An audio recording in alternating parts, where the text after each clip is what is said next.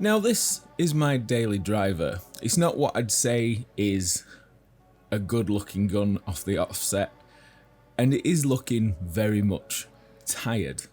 I built this as more of a point to prove. I've used an old rental gun and I've put a fusion engine, speed trigger, bit of a speed tube on the front to build one of them guns that you know that's related with that sort of player. But I don't play like that.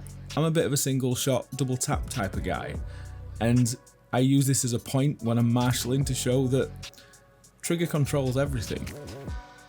But it is looking a bit rough, and I want to put a new lease of life into this thing and make me enjoy using it a bit more.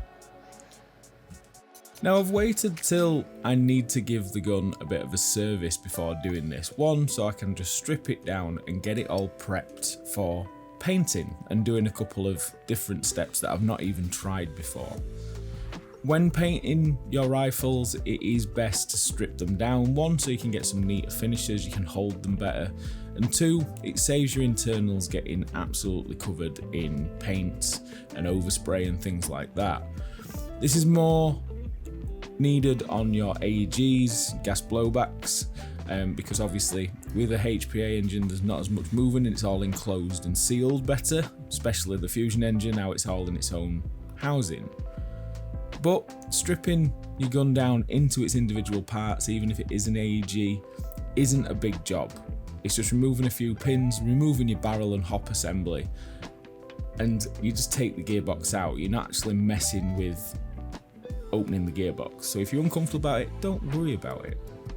Now, this gun has took some serious hammer, but we're going to use that to the advantage. I'm going to make this look a bit worn and tired, but still look a bit prettier than it does now.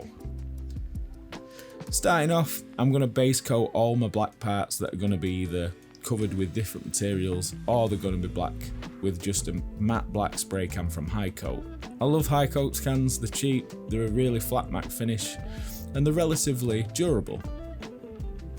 Now once that's dry, I'm going to put some silver on all the black parts that I want to wear down later, so it brings the metal colour through. You could use a spray can for this, however I am just using an airbrush because it's what I've got to hand. You don't need an airbrush for this step at all, but it does give you a very nice thin coat to work with without spraying big metal pigments all over the place. Now once that's dry, I'm just going over with a satin varnish from iCoat just to make sure that that silver's not going to get knocked off or we rub it down past that when we come to the painting step. Once that's dry, just cover it with a very thin coat of black paint again. Don't go as heavy as you would if you were doing a base coat because we want this quite thin so it comes off easily when we come to taking that off. Now sit that to dry for a while, even with your tracer attachments, muzzle brakes, things like that. Give that a couple of hours to dry properly. Now while that is drying, this gives me a good time to get prepped for hydrodipping. Now this is a skill that I've not learned yet. This is something that I've only attempted once on a very small part, but I thought I'd show you the process of learning how to do a new skill. I want like a digicam lower and I'm not messing around with multiple spray cans and stickers to get the effect. Hydrodipping's cheap, as in a big strip of vinyl like this is a couple of quid. An activator, again, about £7-8 for a tin of activator, which is like a polyurethane type varnish. Cut off a relatively decent size for covering your lower or the parts that you want to hydrodip to get that pattern on, and simply lower it into the water.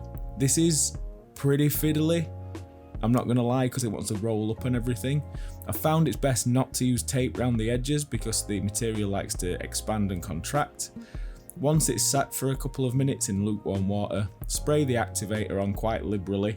Not too much, not too little. That's something that I still need to learn, which is best. And then simply just drop this in.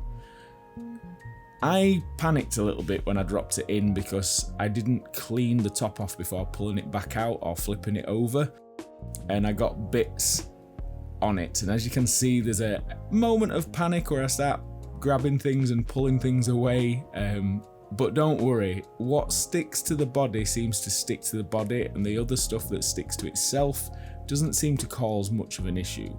I was flapping a little bit, but all you got to do is, once you've got them stragglers away from it, rinse it off under a tap, and once it's been rinsed off properly, all them outliers and bits that are dangling on it or crossed over on itself wash away really nicely. Now, this is not perfect by any stretch of the imagination, but the pattern looks cool, and one thing I do need to remember is I think I need to spray it roughly the colour that I want base, because this material is rather transparent and it's gone like a grey blue colour. I'm not too bothered, it's still a bit of visual interest and it looks alright. I am assembling back at this point. Now, I wouldn't advise you do this, I'm just doing this because I was worried that the vinyl might have caused a couple of fractions of a mil difference on the inside of the body, causing my nozzle alignments to be off. So I did a quick put it back together to make sure that my nozzle alignment and everything was perfect again. It doesn't make any differences to the inside of the body. It's such a fractional thin coat of the vinyl that it doesn't make any difference or changes to my setup. So I left it built. However, I'm quite happy working on a gun that is assembled. If you're doing it yourself, I wouldn't advise this, especially if you're going to be doing what I'm going to be showing you next for the first time. Now, chalk pastels, oil-based chalk pastels, get them from Works, £3 for a pack of earth tones. All I do is I scrape the dust onto the body parts that I want to weather up. The reason I like using oil-based pastels is they can emulate muck and grime, and they can emphasize shadows very, very well. It's a very forgiving process. It looks terrifying at first, but stay with me. You'll see how forgiving this is. Now, using some white spirit to activate the pastels turns it into a very thin wash-like material. If you've done any model making, using black and brown washes is a daily thing.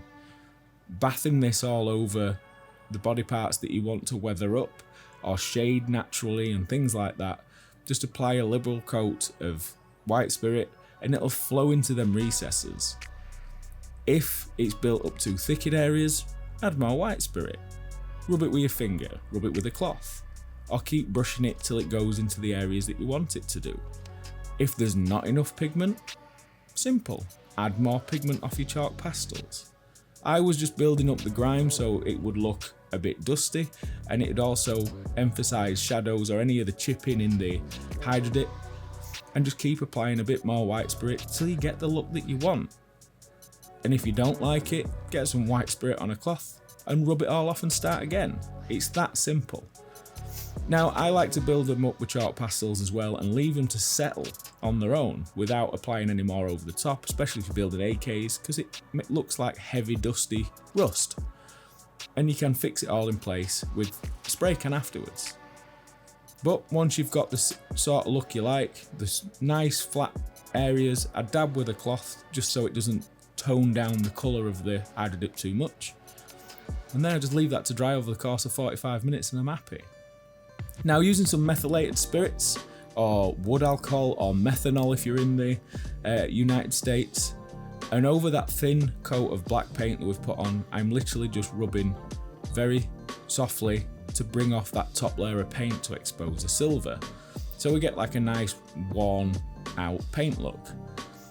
Because this is quite a textured plastic upper, it looks kind of not realistic as such, but it's just adding bits of character and bits of deliberate wear.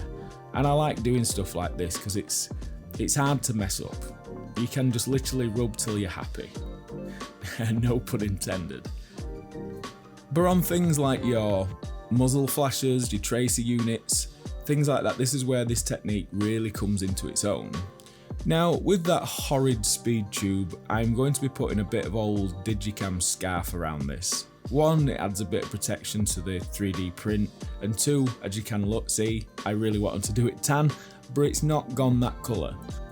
But I'm just fixing as much on as I like till I find it so it looks kind of like a integrally suppressed front end, shall we call it, and then using like an old bit of an elastic off one of them old suppressor covers that you have on your large suppressors, just to hold this all in place.